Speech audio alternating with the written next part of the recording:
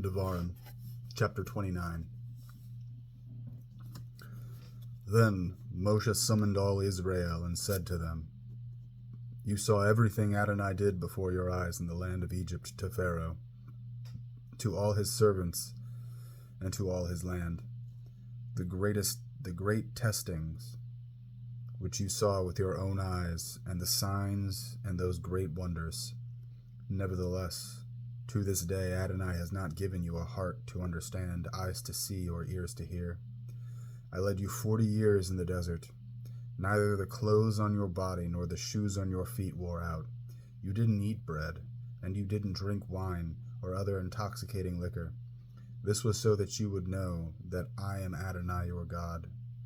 When you arrived at this place, Sihon, the king of Heshbon, and Og, the king of Bashan, advanced against us in battle, and we defeated them, took their land, and gave it as an inheritance to the Reuveni, the Gadi, and the Manasseh.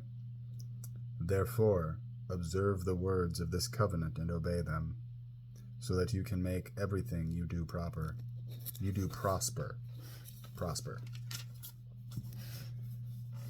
Today you are standing, all of you, before Adonai your God, your heads, your tribes, your leaders, and your officers, all the men of Israel, along with your little ones, your wives, and your foreigners here with you in your camp, from the one who chops your wood to the one who draws your water.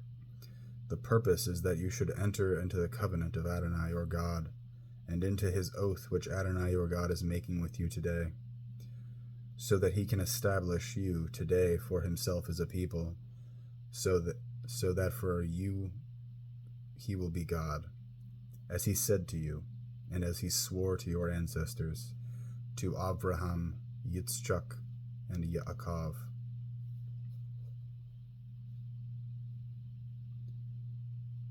But I am not making this covenant and this oath only with you. Rather, I am making it both with him who is standing here with us today before Adonai our God, and also with him who is not here with us today.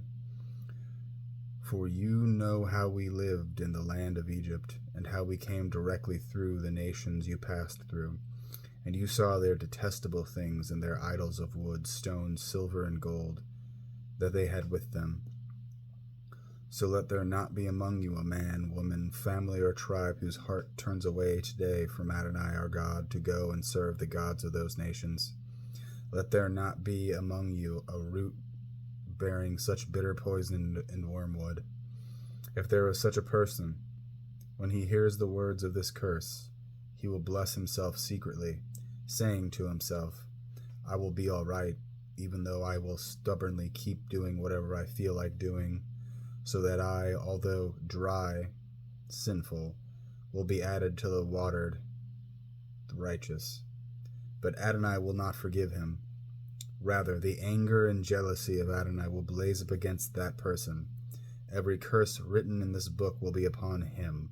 Adonai will blot out his name from under heaven. Adonai will single him out from all the tribes of Israel to experience what is bad in all the curses of the covenant written in the book of the Torah. When the next generation, your children who will grow up after you, and the foreigner who arrives from a distant land, see the plagues of that land and the diseases with which Adonai has made it sick, and that the whole land has become burning sulfur and salt, that it isn't being sown or bearing crops or even producing grass, like the overthrow of Sodom, Amorah, Admah, and Zeboim, which Adonai overthrew in his furious anger.